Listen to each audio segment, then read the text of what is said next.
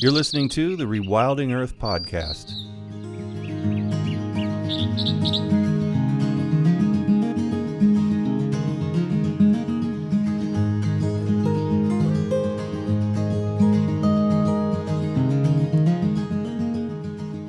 The Rewilding Earth podcast is supported by businesses such as Patagonia, Catula, and Biohabitats, as well as the Whedon Foundation and listeners like you. If you love the work that the Rewilding Institute is doing, please consider donating at rewilding.org. And be sure to sign up for our weekly newsletter while you're there. Renee Seacor is a carnivore conservation advocate for the Rewilding Institute and Project Coyote, where she advocates for the conservation of carnivores and wild nature through rewilding and science-driven advocacy. It was in learning and connecting to the greater Yellowstone ecosystem where she developed a deep passion and understanding of the necessity of carnivores in the landscape.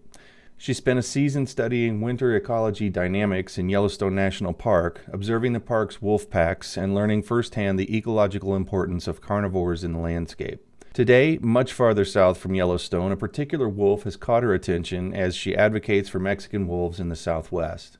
On this episode, you'll learn more about how wolves are moving in the Mogollon Rim region, a corridor design and advocacy program of the Rewilding Institute and several partners. I recently took the position as Carnivore Conservation Advocate with the Rewilding Institute and with Project Coyote as a kind of joint position between both organizations. I'm working directly under Dave Parsons with the Rewilding Institute, who has a long history with Lobo recovery in the Southwest, being, the first coordinator for the reintroductory efforts with the U.S. Fish and Wildlife Service back in the late 90s when they were reintroduced. And so I've kind of jumped on working under him with this Lobo recovery work, as well as, carnivore conservation work nationally. And so I've been kind of slowly, jumping on board, getting up to speed on everything that's happening with Lobos of the Southwest, and kind of, stumbled upon the map that track different radio colored wolves that are kind of moving through the landscape, and kind of have been watching their movements as I have been kind of advocating for them, and starting to kind of get up to speed on all the factors that play into their recovery. One of the things that's a lot of people don't know about the Mexican Wolf Recovery Project is this boundary called I-40, Interstate 40. Can you tell us what's weird about that? Because I've always thought that this was really weird, that the wolves are really restricted, and a lot of people will assume it's because of the road itself, but that's not exactly true, right? Yeah, not the full story. I mean, it definitely, roads are huge impediments to wildlife movement, as we know. And so it definitely is a physical barrier, but it's more than that for Lobos. It's actually a human constructed barrier, in the sense that, the U.S. Fish and Wildlife Service has defined the range of the Mexican gray wolf population to what we call the Mexican gray wolf experimental population area. And that's, predefined area in New Mexico and Arizona, in which we've decided Lobos can live within that area. But when they travel north of the I-40 boundary, that's just, not acceptable to U.S. Fish and Wildlife Service. So they actually will go out and capture those wolves and bring them south of the I-40 boundary. So that northern boundary is their limit. We've actually seen this with a pretty, infamous wolf called Anubis, who traveled over that northern I-40 boundary. I think it was in, 2021. He had moved across that boundary and north of Flagstaff, and had been captured by U.S. Fish and Wildlife Service, and then brought back down south and reintroduced, re-released into the White Mountains.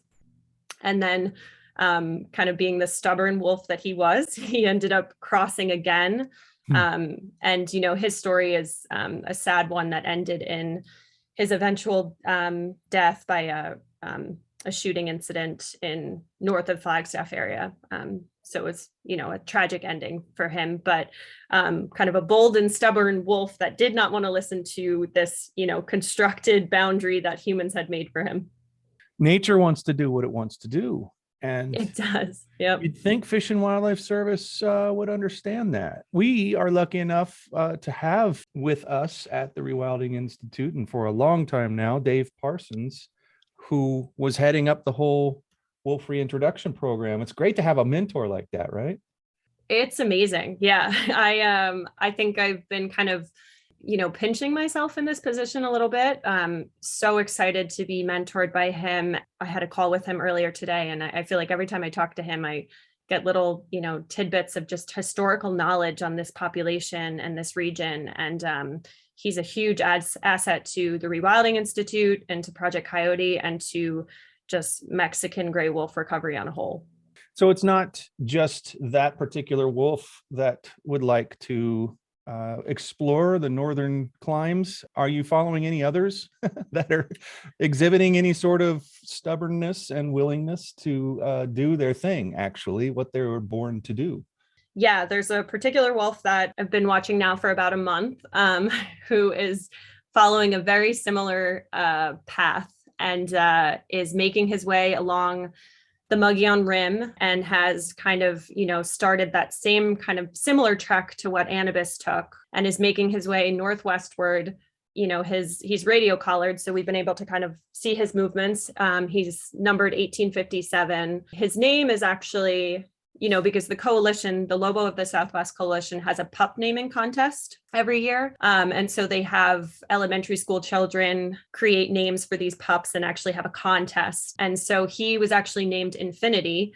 And he is slowly kind of moving his way along this Mogollon corridor. I find it just really interesting because it's, when I came on at Project Coyote and the Rewilding Institute, I was introduced to, this Lobo recovery project, as well as this Mogollon Wildway campaign project. I've been slowly kind of beginning to learn what both of these campaigns, what's happening with both of these campaigns and how I can contribute. And I feel like Infinity is kind of directly showing me this corridor and is moving through this corridor that I've been starting to study and starting to research how to protect. And he's kind of showing me how crucial and how important it is for wolves to be able to disperse through this natural corridor that he's moving through. And so it's just kind of been, I feel like I'm getting maybe some subliminal messages from him. But, if we sit back and we kind of observe and listen, I think that these species, they really show us what they need. Sometimes we're just a little hard-headed and create these boundaries and these confines for them to live in. But I think Infinity is kind of showing that, we need large swaths of interconnected habitats in order to roam freely and to breed and to survive and thrive in the wild. We talk about corridors like the Mogollon a lot, and in business, you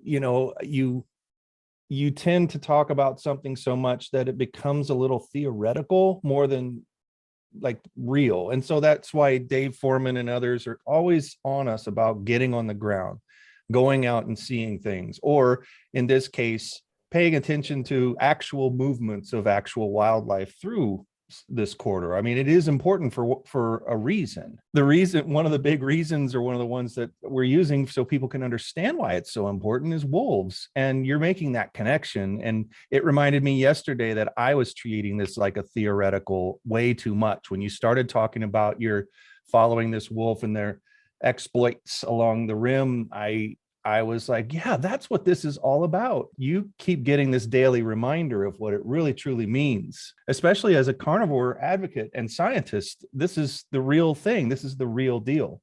Yeah, I love the way that you put that, actually, because, I've been slowly trying to grasp what the Mogollon campaign means and what this corridor is. And I've looked at tons of maps, and I've read Kim Crumbro's super detailed, description of the region, and kind of piecing all these parts together. And I think that Infinity's movement through the corridor, for some reason, was the thing that clicked and has kind of shown me firsthand, like, oh, this is what we're talking about. Like, this is the project that we are working on. It's directly related to this wolf's movement through the region. So Yeah, I think it's that like hands-on on the ground. I've always been a hands-on learner, right? So like I think yeah, his movement through the region has really just made the Mogollon campaign really click for me and brought it to life for sure. You said both wolves that we've talked about today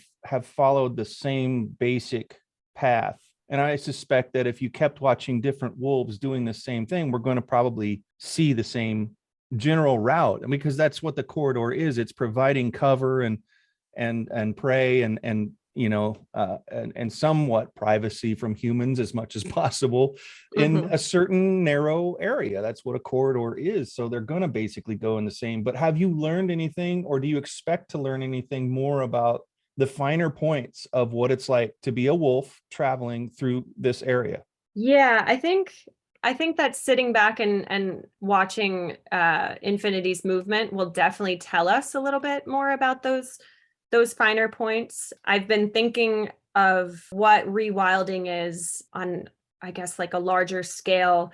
We call it like the three C's: cores, corridors, and carnivores, and the interconnected between those things, right? There's this core habitat that the Mexican gray wolves are thriving in the Southwest, and then this corridor that is allowing them accessibility to more habitat and more range, which they need in order to survive and thrive. So I think, yeah, his movement is just kind of teaching us that natural corridor, showing us that natural corridor that exists. Yeah, is kind of highlighting the existence of this natural corridor and the importance of this campaign. You must be worried about Infinity running in its same end as the other wolf. How do we get rid of that idea that, man, if a wolf does cross 40, it's automatically dead? I think that, and actually we know that when the U.S. Fish and Wildlife Service and when our agencies kind of reinforce the importance of these species and the importance of their protections, more people listen. And so we need good leadership from the top, and we haven't gotten it with Lobos. Studies will tell us that reinforcing when, U.S. Fish and Wildlife Service reinforces the strictest protections for Mexican gray wolves and their endangered status, that we see decreases in poaching, we see direct protection of the species on the ground. I do worry about Infinity's travel northward because I mean, with all Mexican gray wolves, we worry about poaching and kind of human caused mortality because it is the leading cause of mortality in the population. I would really love to see U.S. Fish and Wildlife Service, reinforce the strictest protections for lobos on the ground. We also need to work on just kind of reframing coexistence and how people can coexist with wolves. And I think part of that is beginning to pull back the veil, which, I'll mention the Intercept article that came out this week that, brought to light that Mexican wolves are not responsible for as many livestock predation events as they've historically been reported to have caused. And so it's kind of, we need to pull back the veil and show that like we can coexist with these wolves. They aren't causing conflict like has been displayed and has been said and stated by our agencies, specifically the USDA Wildlife Services. We need to learn how to live with them, and we need to learn how to coexist with them in this landscape. They're meant to be here. They should be able to roam freely, and we need to learn how to live with the wildlife amongst us. You're listening to the Rewilding Earth podcast. From humble beginnings to global conservation phenomenon, the rewilding movement continues to grow and thrive amid the greatest ecological challenges our planet has faced in 65 million years. Here's how you can join us and help return balance to nature. First, go to rewilding.org and subscribe to the weekly digest to keep up on the latest rewilding news, interviews, and art. Second, consider donating to support the Rewilding Institute's mission to rewild North America and beyond. And for extra credit, please like, subscribe, and share this podcast to help spread the word. Thanks so much for your support.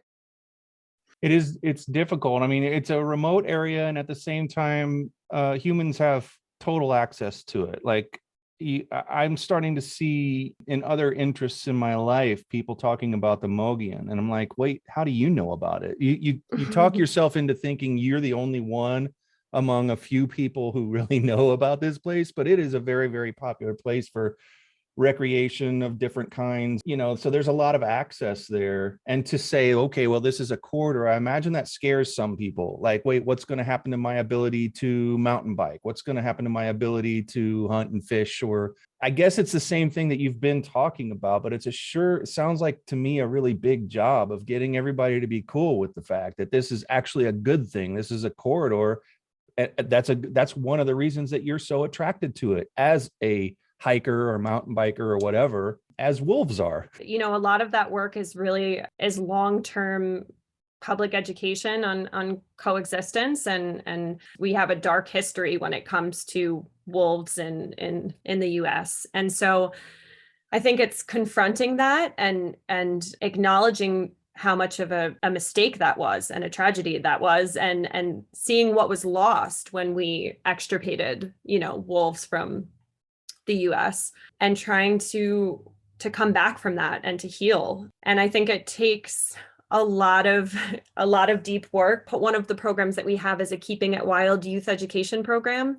We try to start really young on educating young people about carnivores and how important they are to the landscape, and rewilding, and what it means to rewild a landscape and allow, these natural processes to rebound, and how crucial carnivores are in the missing puzzle pieces of ecosystems. I think it's really long-term work. I mean, there's direct actions that we're taking for Lobos daily when it comes to the recovery plan and, the 10J management rule that just came out, and we're staying active and commenting on those things and engaging in those issues.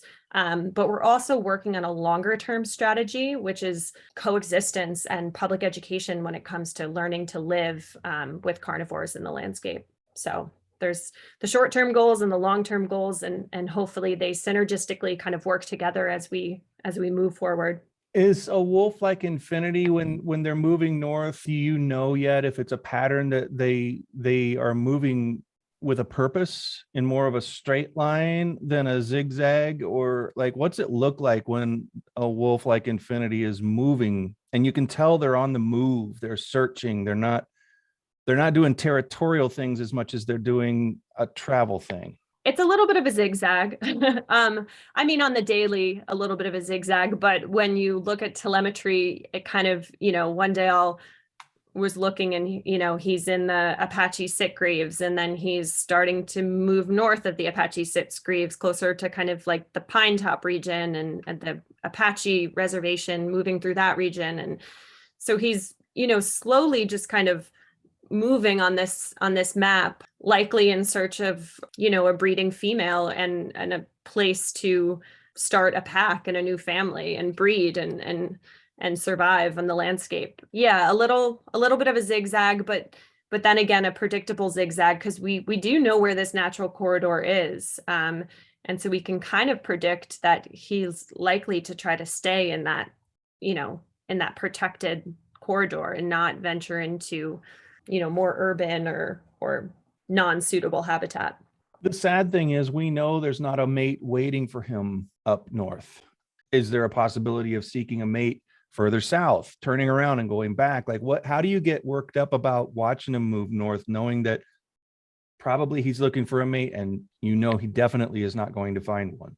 Yeah, it's a little disheartening, right? Like, I mean, I think it's nerve-wracking seeing him get closer to that I-40 boundary. But it also is disheartening that he's in search of something that he unfortunately is not going to find to the north. But I think it reiterates the need for allowing wolves to disperse in that direction and allowing them to expand their range, which they're, right now not allowed to do. And so he would be able to find a mate if we kind of removed these human restraints that we've kind of created on the population. The idea that there's going to be wolves in Colorado, in the Rockies, eventually somebody's going to put two and two together and go, well, if these wolves from the South, a whole different kind of wolf in the South is trying to go north. And of course, those wolves in Colorado are going to try to eventually come south if we let them. Mm-hmm. Is there a historical nose touching that had occurred? Yeah, there definitely was an interconnected kind of historical range of southern Colorado into New Mexico and Arizona. And I believe that and this is when I wish I had Dave Parsons on my shoulder, but I believe that the Mexican gray wolf range, did go up into Colorado. And, with their reintroduction, there has been some talk and some advocacy for also introducing, a subpopulation of Mexican gray wolves in southern Colorado, and kind of working to create this interconnectedness with the wolves in the Arizona and New Mexico. So that would be amazing, and something that we would, strongly advocate for is expanding their range, into its historical reaches. Going back to that arbitrary boundary that's been set, is there going to be any progress that we can count on in terms of that? I'm sure you've heard through the grapevine that, at least the plans for overcoming that artificial boundary. We're going to continue to push for its removal. And we have, even with our latest comments, on the revision to the recovery plan that were just, comment period just ended 2 weeks ago. And we reiterated the need for the removal of that boundary. And so as a coalition, and as, a lot of our partnering organizations, we're going to keep pushing for that boundary to be removed. We did the same when we provided comments on the 10J management rule, stressing the need and the importance for that boundary to be removed so the population has more room to grow and to expand, as well as, we advocated for the removal of, the population cap that was originally, the new rule had it set at 325 wolves, and they weren't going to allow more wolves than that. That has since been removed and is a small victory in an update to the management rule, but there's a lot of other missing puzzle pieces when it comes to science-based reforms that are going to be necessary in order for the Lobos to really thrive in the Southwest. One of the thriving factors would have to be safe passage, right? Like wildlife crossings. I would imagine people are thinking about that now. Well, I-40, if you know anything about an interstate in North America, those are big. It's not safe for people to cross those things. Have you heard about any plans for wildlife crossings, and have they been determined where the wolves would most likely cross? Because you can't just put one anywhere. Yeah, we, at the Rewilding Institute, in coordination with Wildlands Network and in collaboration with them, have been working closely on wildlife crossing legislation. We've been advocating for some state bills that have, in California, New York specifically, bills that will study where to put wildlife crossings. I would also love to see that in, New Mexico and Arizona, to identify locations for good wildlife crossings. I think I-40 would be one of the, the major roads that would need a wildlife crossing. But in order to find good placements for those, you do need good research to see the best location for where species are crossing, and where there would be the most benefit to put one in place. So we, we'll definitely coordinate and collaborate with Wildlands Network on this work, who's been leading the charge on wildlife crossings. And we have the Habitat Committee as part of the Lobo Coalition that is, set up to identify projects that kind of expand Lobo habitat and work to protect Lobo habitat in the Southwest. And that would be, a crucial project for that committee as well.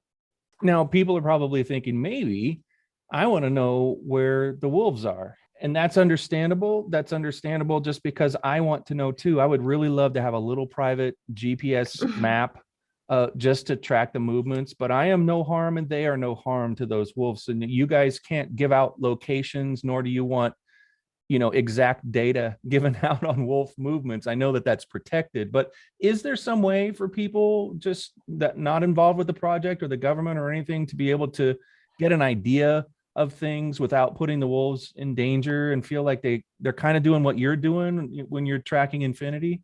Yeah, definitely. There's, there's a generalized kind of flight location. They take telemetry data of the wolves that are radio collared, and not every wolf is radio collared. So, they take telemetry data, and that's up on the Arizona Fish and Game website. And it's very generalized. The range of that location is very generalized. And that kind of, protects their anonymity. And because sometimes it feels a little funny to track a wolf that I almost wish there was a little bit more anonymity and he got to live the wild life that he deserves to live. But for protection and research purposes, I do see the importance of the data. And yeah, individuals can, you can go on the Arizona Fish and Game website and see them as they kind of update this data. I think do it about once a week. I'm not positive on that. I would have to check, but you'll see it kind of update, and those wolf locations kind of move over time. And it's fun and it's interesting to engage in that way and to follow along in their movement. You can get the link to that, because I'm going to make Renee share it with me. There you go. By going to rewilding.org/pod and looking for episode 91. It's a lot more established up in Yellowstone. People will tell you where the Lamar Pack is. They'll just, because they're protected, they're in a protected area, you can know that stuff. And I know a lot of other people who, I've even had guests here who really closely follow where they think the wolves ought to be and know the area so well in the Gila and Arizona that they do have sightings. If you could give everyone that experience of an interaction, think of how many people you could turn to full-time advocates. Oh, certainly. Some of the most profound life-changing moments in the course of my life were in Yellowstone National Park, observing wolves and hanging out with the wolf watchers in Yellowstone. And you can spot them by their line of spotting scopes and wolf shirts and all the gear that they deck themselves out in. Those early memories and, my time at college in Montana studying ecology, those were really profound moments that kind of changed the course of what I wanted to do with my life, right? I wanted to advocate for carnivores. How do people keep up with you and Dave Parsons' work and Project Coyote's work in this area, not just with wolves, because you guys are working on carnivores? Well, wouldn't people really be shocked to know that the same corridor we're talking about used to be a jaguar corridor as well, and could be again? Yes. Don't tell all the people who are freaked out about wolves that we don't need to tell them about jaguars yet, but I know, maybe we'll keep that on the DL for for a minute. I would follow the Rewilding Institute on all social media platforms, as well as Project Coyote, and sign up for the e-teams and email notifications from both organizations. We work to update our supporters with any new news that's coming out about Lobos and about all wolves. We have a Protecting America's Wolves campaign and working to relist the Northern Rockies wolves right now as well. And so you can stay engaged and follow along. And we usually, we'll send out action alerts and kind of equip our supporters with action steps that they can take to engage on these issues. Renee, thanks so much for taking the time to do this last minute interview. And I really, really look forward to getting updates from you. And I think people will too, here on the podcast and also on both sites, projectcoyote.org and rewilding.org. Thanks so much. Yeah, thank you so much, Jack. Thanks for listening to the Rewilding Earth podcast. We do what we do because of you.